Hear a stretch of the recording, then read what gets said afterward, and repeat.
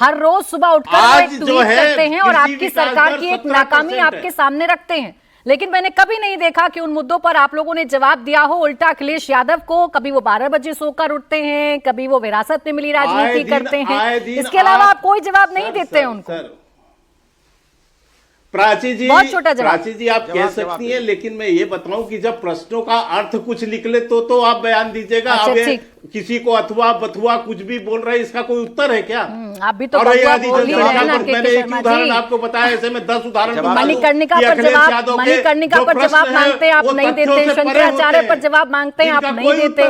तो अखिलेश यादव जवाब तो मांग ही रहे। खैर, आपने जो फॉर्मूला बताया संदीप त्रिपाठी जी, अब आप अपने बारे में बताइए, अपने नेताओं के बारे में बताइए। भाई, आप लोग मेहनत नहीं करते हैं, और मेहनत नहीं करते इसीलिए सबसे बड़ा सूबा इस देश का, उसमें आप लोगों की परफॉर्मेंस जीरो के समान रहती है। आर्यू भदौरिया जी, फिर आर्यू आप ही के साथ ही एक बार बोलने दीजिए। बोले त्रिपाठी जी। अरे 10 सेकंड का जवाब है। अरे सुन लीजिए अनुराग जी, अरे मैं आपकी बात आज, अरे अनुराग जी आपकी बात मुझे भी समय देना भाई। बोले त्रिपाठी जी, दोनों की आवाज डाउन, सिर्फ त्रिपाठी जी की आवाज है। बोले। ये नहीं हो सकता। प्राची जी, बोले। आपके माध्यम से आपके दर्शकों को, आपको गणतंत्र दिवस की ढेर सारी शुभकामनाएं। आपको भी बहुत शुभकामनाएं। भारतीय जनता पार्टी का चरित्र देखिए, चाहे वह केंद्रीय नेतृत्व हो, चाहे हमारे उत्तराखंडी बाबा जी हो, दोनों कोई देखता है कि कौन 12 बजे तक सो रहा है, कौन कितने बजे तक सो रहा है। एक लोग तो बाथरूम तक पहुंच गए कि मनमोहन सिंह जी नहाते कैसे थे, कपड़ा पहन के नहाते थे, रेनकोट पहन के नहाते थे। ये राजनीति का स्तर है भैया। बेडरूम में जाइएगा, बाथरूम में जाइएगा, कितनी टाइम सो के उठता, आपने किया क्या है?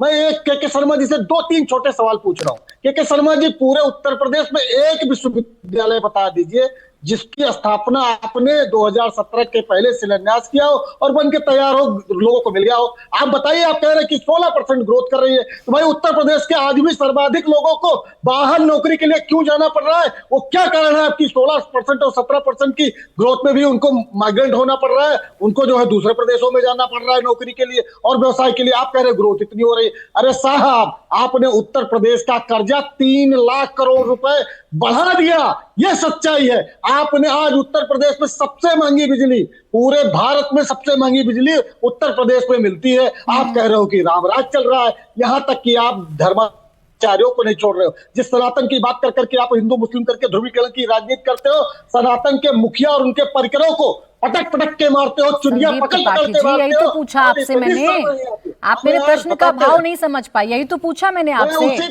यही पूछा मैंने आपसे कि इस प्रदेश में इतने मुद्दे हैं और जैसा आप कहते हैं उसके मुताबिक ये सरकार पूरी तरीके से नाकाम है। आप लोगों के आरोप ये हैं, तो इन नाकामियों को गिनाने के लिए आप मेहनत क्यों नहीं करते, जनता के बीच में क्यों नहीं जाते हैं? उसी को एक एक मुद्दे को मैं बताऊंगा और क्या क्या आंदोलन किया हम ये बताएंगे। खाद का मसला हुआ इस उत्तर प्रदेश में, कांग्रेस इकलौती पार्टी है कि पूरे प्रदेश के हर एक जिला से लेकर और तहसीलों तक धरना दिए और धरना प्रदर्शन हुआ और हमने आंदोलन किया और ज्ञापन दिया। अभी महाराज जी, तेसरा महाराज जी का, शंकराचार्य महाराज जी का मसला हुआ, हमारे हर जिले में प्रदर्शन हुआ और हमने राज्यपाल को ज्ञापन दिया। ऐसा कौन सा मुद्दा है जिस पर कांग्रेस प्रदर्शन नहीं करती? हाँ, ये सच्चाई है कि उत्तर प्रदेश में कांग्रेस इकलौती पार्टी है कि किसी भी मसले पर वो जमीन पर उतरती है। चलिए ठीक है, लेकिन आपका जमीन पर उतरना जनता को रास नहीं आ रहा। जब तो 2022 के विधानसभा चुनाव में आप 2 पर सिमट जाते हैं और लोकसभा चुनाव में आप 6 पर सिमट जाते हैं। संदीप त्रिपाठी जी, आखिरी बार जो मुझे याद है, लड़की हूं लड़ सकती हूं, ये कहने वाली प्रियंका गांधी जी उत्तर प्रदेश से गायब दिखने लगी। ये मेहनत, ये वाली मेहनत की बात करते हैं। हाँ, हम आओ, उसका रिजल्ट क्या आता है मैं बताता हूँ। हाँ। लड़की हूँ लड़ सकती हूँ कहती हूँ तो महिलाओं को आरक्षण देश में पहली बार, वो सरकार जो महिला आरक्षण का विरोध कांग्रेस के समय करती थी, इनको खुद देना पड़ा, भले इन्होंने कहा कि बाद में देगी।